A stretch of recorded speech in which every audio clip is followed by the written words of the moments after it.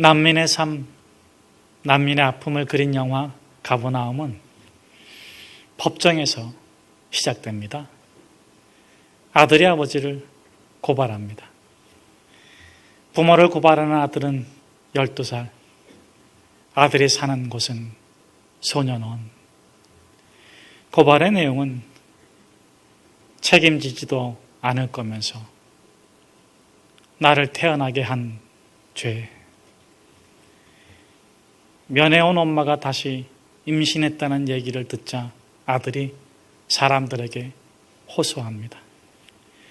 우리 부모님이 더 이상 아기를 낳지 못하도록 도와주세요. 감독은 영화를 준비하면서 길거리의 아이들에게 수없이 물어봤다지요. 사는 것이 행복하니? 여기에 내가 있는 것이 행복하지 않아요. 내가 왜 여기에 사는지 모르겠어요. 죽고만 싶어요. 좋은 말도 못 듣고 배도 고픈데 먹지도 못해요. 12살 주인공 자인은 영화배우가 아닙니다. 실제 거리의 아이였습니다. 출생신고서도 없고 아들이 태어난 날을 부모가 알지도 못합니다. 12살이란 나이도 자인의 치아를 조사해서 추정한 나이입니다. 자인, 제가 부모를 고소했어요. 판사, 왜 고소했죠? 자인, 저를 태어나게 해서요. 실제 자인이 살고 있는 지역은 레바논 베이루트입니다. 하지만 영화의 제목을 가버나움이라고 정했습니다. 가버나움은 성경에 나오는 지명이죠. 감독은 어쩌면 가버나움이란 그 지명에서 희망을 찾고자 했는지 모르겠습니다. 가버나움의 뜻은 나훔의 마을입니다. 나훔의 뜻은 위로자입니다. 그러니까 가버나움은 위로자의 마을, 위로의 마을이란 의미입니다. 사는 것이 비참하고 처참하기에 위로와 도움이 절실히 필요한 곳입니다. 그런데 도움이나 위로가 아니라 정의와 공의가 인간 욕망에 휘둘리는 비열한 거리, 비참한 현장이 되어버리고 말았습니다. 처음부터 그랬을까요? 가버나움에는 위로자들이 많이 살았고 과거 한때 참된 위로자가 거기에 있기도 하셨습니다. 눈먼 자이든 병든 자이든 삶이 깨지고 마음이 상한 자들이 가버나움에 오면 위로를 받고 삶의 용기를 얻고 세상을 다시 걸어나갈 수 있었습니다. 하지만 이제는 아들이 아버지를 고발합니다. 엄마가 딸을 $200, $300 받고 팔아넘깁니다. 정의와 도덕이 사라지고 인륜이 무너져 내렸습니다. 이것이 경제 문제일까요? 정치 문제이겠습니까? 혹 영적인 문제는 아닐까요? 성경시대의 가버나움은 갈릴리 호숫가의 도시입니다. 어업과 상업이 활달한 도시로 예수님의 제2고향이라고 불리기도 해요. 왜냐하면 예수님께서 나병 환자를 고치시고 중풍병자를 고쳐주시고 장님이 눈을 뜨고 베드로의 장모가 고침을 받고 회당장의 아이의 딸이 죽었다가 살아났기 때문입니다. 깨어지고 부서진 아픔을 예수님이 눈물로 고쳐주셨습니다. 그토록 예수님의 많은 사랑을 받고 수많은 기적이 일어났지만 안타깝게도 끝까지 십자가의 길을 따르는 사람은 거의 없었습니다. 그러므로 예루살렘으로 올라가시는 예수님께서 통곡하시며 가버나움의 멸망을 예언하십니다. 화있을진저 화있을진저 너에게 행한 모든 권능을 드로와 시돈에게 행하였다면 그들이 회개하고 제에 앉아 벌써 베옷을 입고 회개하고 죄에 앉아 회개하였으리라. 가버나움아, 가버나움아, 너가 하늘에까지 높아지겠느냐? 음부에까지 낮아지리라. 그 후 주후 6년 가버나움에는 더 이상 사람도 동물도 살지 않는 곳이 되었습니다. 많은 기적이 일어났지만, 많은 은혜를 받았지만 축복을 누리지 못하고 저주 가운데 사라진 것은 경제의 문제도 정치의 문제도 아니었습니다. 그것은 하늘까지 높아지려는 교만으로 믿음을 빼앗겼기 때문입니다. 우리는 어떻습니까? 참 믿음으로 살고 있습니까? 아니면 처지대로 형편대로 살고 있나요? 아니면 욕망대로 살고 있습니까? 충동대로 움직이고 있습니까? 아니면 진정 믿음을 갖고 당당히 세상과 맞서고 있습니까? 믿음은 기적을 일으키고 이적을 나타내지만 우리 믿음은 기적을 따르는 믿음이 아니고 이적을 따르는 믿음이 아니고 진리를 믿는 믿음이고 진리신 예수 그리스도를 따라 살아가는 삶입니다. 과연 우리가 참 믿음으로 살고 있는지에 대한 답은 우리 자신이 아니라 우리의 자식들이 해줄 것입니다. 사단막의 고발로 최후의 심판대에 백보자 심판대에 서 있는 우리의 증인으로 나선 우리의 아들과 딸이 그 증언이 대답이 될 것입니다. 우리 5절의 말씀을 같이 한번 함께 읽겠습니다.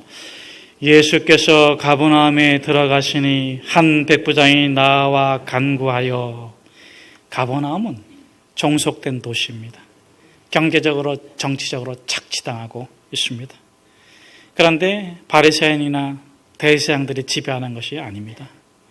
물론 이들은 종교적으로 백성을 착취하고 있지요.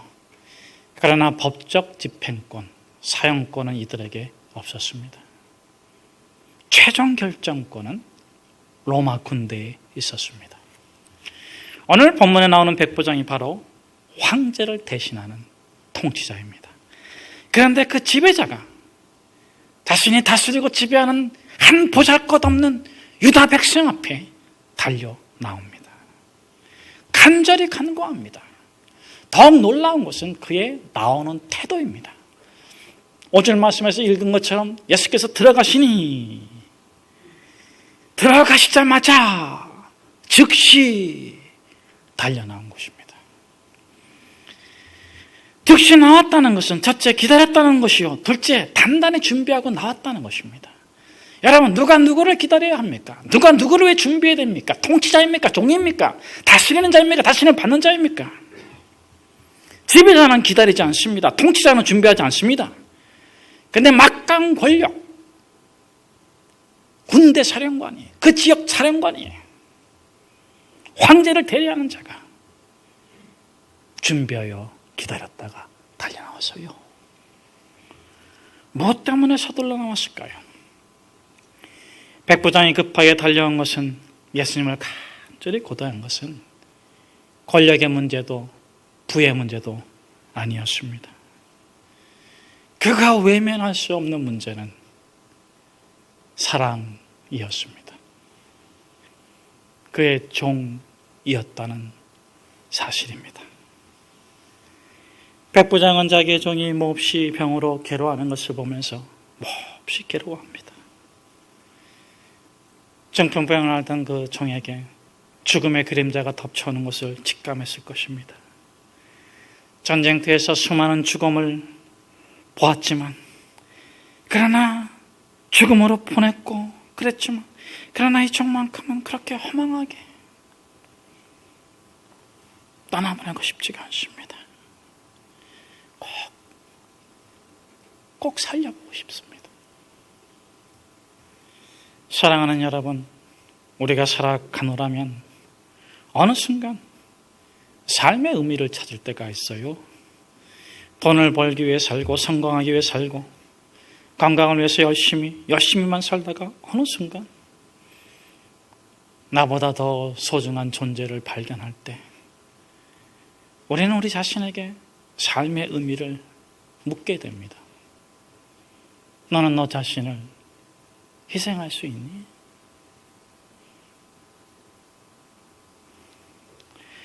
성공을 위해 뛰고 돈을 위해 뛸 때는 삶의 의미를 숫자에서 찾았어요. 수치에서 찾았어요.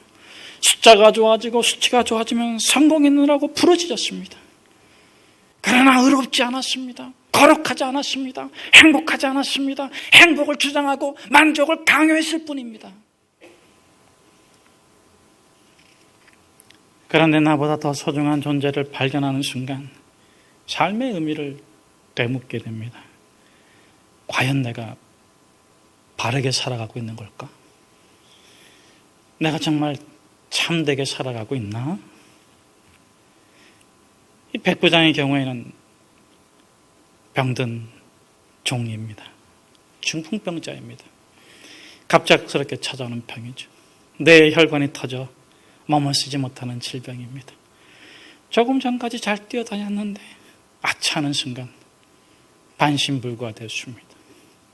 힘겨운 삶을 버겁게 살아갑니다. 그것을 지켜보면서 백부장은 자신에게 스스로에게 물었을 겁니다. 저 사람은 나에게 무슨 존재인가? 어떤 존재인가? 손익계산으로만 따졌던 노예였는데, 숫자로만 취급했던 종이었는데 병에 걸렸습니다. 자신을 위해 아무것도 도와줄 수 없게 되자 비로소 숫자가 아니라 수치가 아니라 의미를 묻게 됩니다. 그 종이 단순히 숫자라면, 수치라면 외면해야겠지요. 그런데 숫자나 수치로 계산할 수 없는 존재, 그 의미를 묻지 않을 수가 없습니다. 그런데 안타까운 것은 잃어버리고 나서야 그 소중하고 그 귀중하고 그 가치 있는 것을 빼앗기고 나서야 그 의미를 발견하는 데 있습니다.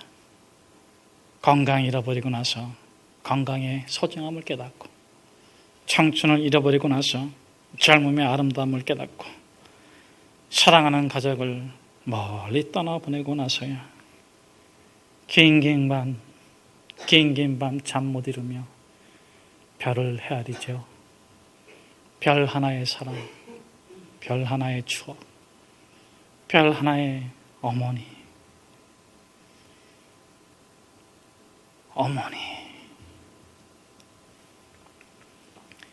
남편은, 아내는 나에게 무슨 의미인가요? 부모님은, 자식은 나에게 어떤 존재인가요? 내가 버려먹여야 하고, 내가 돌봐야 하고, 내가 도와줘야 하는 그런 나에게 짐이라고 여길 때는 give and take, 준 만큼 받아야 되는 존재였습니다. 그러던 어느 날 아내가 병이 들어 쓰러지고 남편이 암에 걸려 무너졌습니다. 그러면 의미를 묻게 돼요. 나에게 그는 어떤 의미인가?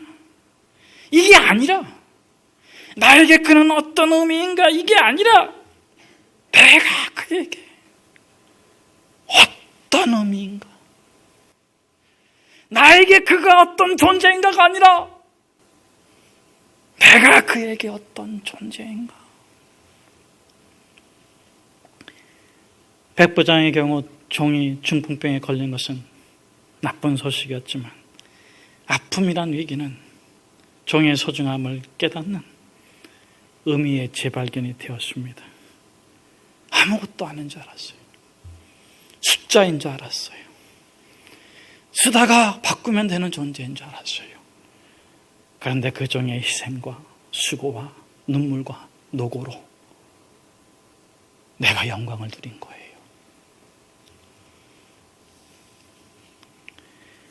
이렇게 의미를 재발견하면 삶의 방향이 바뀐다 그래요. 숫자로, 수치로 살아갈 때는 나를 위해서 너를 희생시키며 만족해 합니다. 그런데 참된 의미를 발견하게 되면 내가 너를 위해 희생하며 행복을 누립니다. 이제 백부장은 숫자로 계산할 수 없는 삶의 가치를 깨닫습니다. 부와 권력으로 얻을 수 없는 삶의 참된 의미를 추구합니다. 드디어 예수 그리스도 앞에 무릎 꿇습니다. 우리 6절의 말씀을 같이 한번 함께 읽겠습니다. 이르되 주여 내 하인이 중풍병으로 집에 누워 몹시 괴로워하나이다. 백부장이 예수님을 뭐라고 불러요? 다른 사람들은 이렇게 부르기도 했죠. 랍비여, 선생님, 나사렛 사람이여. 그러나 백부장은 예수님을 이렇게 부릅니다. 주여, 주여. 이것은 무엇을 의미합니까? 하인의 병을 고치기 위해서 예수님께 달려나왔지만 이미 그는 생명의 구주이신 예수를 믿고 있었던 것입니다. 삶의 의미를 추구하게 되면서 우리는 스스로 자주 더 자신에게 묻는 질문이 생깁니다. 더 의미 있는 삶을 계속 누리고 싶기 때문인데 그것은 내 삶이 안전한가? 내 삶이 안전한가? 이게 아닙니다. 내 죽음이 안전한가? 내 죽음이 안전한가? 삶의 의미를 추구하게 되면서 묻게 되는 질문이에요. 죽음이 참되면 삶이 참되고 죽음이 거짓되면 삶이 헛되기 때문입니다. 삶에 의해서 죽음이 결정될 것 같은데 죽음에 의해서 삶이 결정되는 것입니다. 그러므로 사도 바울이 뭐라고 외칩니까? 사망아 너의 권세가 어디 있느냐? 사망아 너의 쏘는 것이 어디 있느냐? 나는 우리 주 예수 그리스도로 말미암아 승리하리라. 살면서 죽음을 이기지 못하면 죽음 앞에서 죽음을 이길 수가 없습니다. 죽음의 권세는 죄요, 죄의 권세가 사망이기 때문에 그렇습니다. 여러분, 욕심이 인태한 적 죄를 낳고 죄가 장성한 적 사망을 낳습니다. 그러면 우리가 살면서 죽음을 이겨야 됩니다. 살면서 죽음을 이긴다는 것은 무엇입니까? 죽음의 권세, 사망의 권세인 죄를 이기는 것입니다. 세상 사람들은 선행과 공적으로 죄를 덮으려고 하지만 죄는 덮어지는 게 아니에요. 죄를 이기기 위해서는 죄의 대가를 치러야 합니다. 그런데 죄인은 죄의 대가를 치를 수 없기에 예수님께서 십자가에서 대신 치러주신 거예요. 그러므로 죄를 이기기 위해서는 예수를 믿어야 합니다. 예수 그리스도를 믿으십시오. 그분이 여러분의 죄를 영원히 용서해 주시고 모든 속박과 죽음과 사단의 권세에서 여러분을 자유케 했음을 찬양하십시오. 사랑하는 여러분, 구원받은 사람의 특징을 아십니까? 이 하나님 앞에 나아갈 때, 하나님 앞에 무엇을 구할 때 행위의 축복이 아니라 믿음의 축복을 구하게 된다는 데 있어요. 예수 믿고 구원받고 예수 그리스도의 십자가가 나의 모든 죄를 속하고 나를 거룩하게 구원해 주신 것을 믿게 되면 행위의 축복이 아니라 믿음의 축복을 구합니다. 헤브리서 기자는 구름같이 들락하는 허다한 증인들을 바라보면서 이렇게 외치지 않습니까? 하나님께 나아가는 자는 반드시 그가 계신 것과 그가 또한 자기를 찾는 자들에게 상 주시는 이심을 믿어야 할지니라.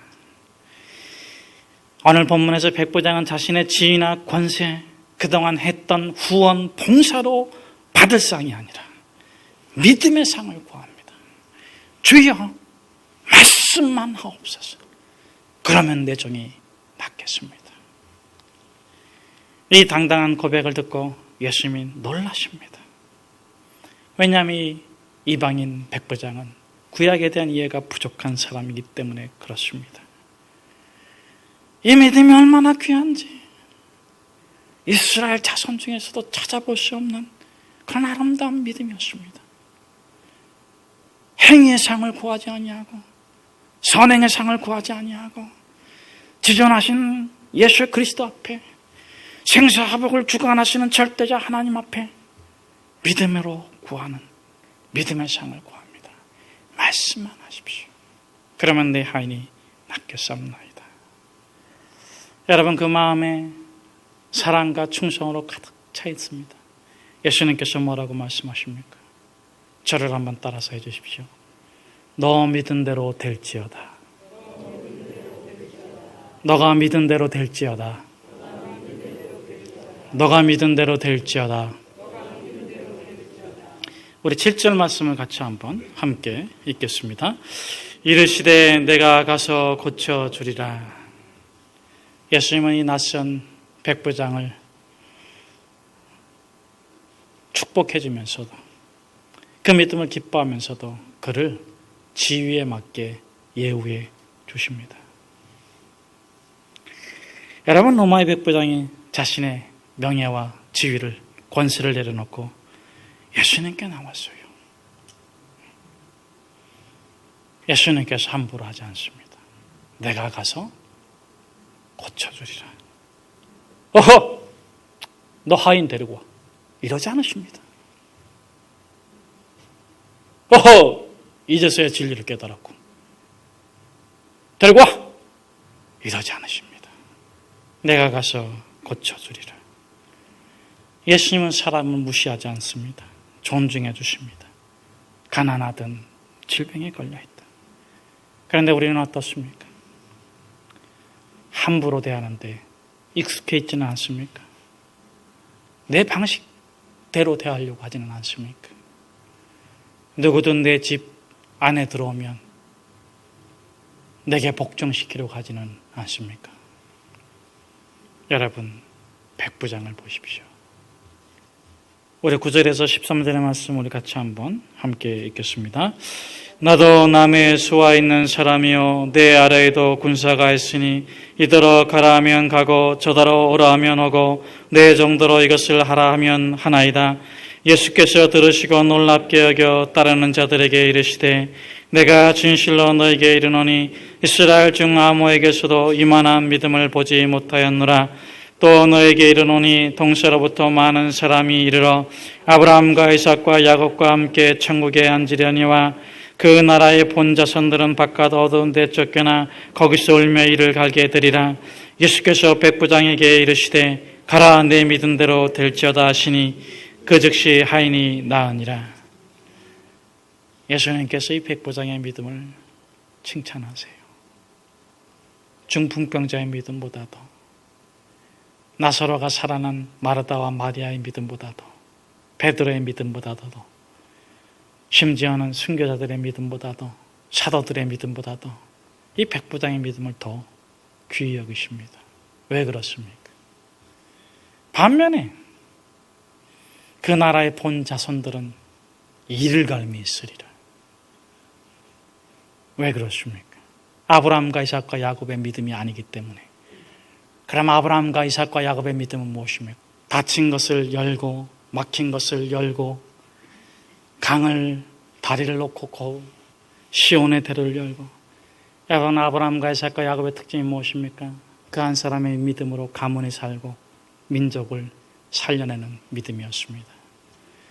이 백부장의 믿음의 특징은 자신의 그 어떠한 것으로도 예수 그리스도의 능력을 제한하지 아니하고